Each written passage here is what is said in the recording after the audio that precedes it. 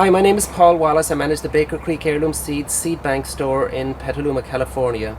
Located not too far from us in Petaluma is the Petaluma Bounty farm, and we're here today with Amy Rice Jones, manager of the Bounty farm, who's going to talk to us today about Swiss Chard. Hi, Amy. Hi. So I'm going to share with you all how to grow Swiss chard. It's one of the greatest vegetables to grow in Northern California, but also throughout the U.S. It's very cold tolerant, so it can be grown in the winter, and it's also pretty heat tolerant, so you can grow it throughout most of the summer too. I'm going to show you two different methods to start chard in your own home.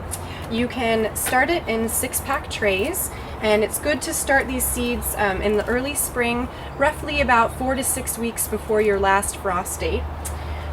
Chard seeds are a composite. They're a little bit different than most other vegetable seeds. Each one of these seeds contains 4 to 5 chard plants. So once this germinates, you will usually see 3 to 4 plants, and you'll need to thin it to 1 plant after they've germinated. You want to plant these about 1/2 inch deep, so you poke the seed into the soil mix, and my soil mix is a mixture of peat moss, perlite, compost, and a little bit of crushed red lava rock. You want to have good drainage in the soil, so that's what the perlite is for. The peat moss helps hold moisture in the soil, and the compost is nutrition for the seed as it's germinating. So this is one method that you can do to sow the chard in your own home. Another method is to actually just sow the seeds directly into your garden bed. You'll want to just make sure that you're beyond the last frost date for your growing area before you do that.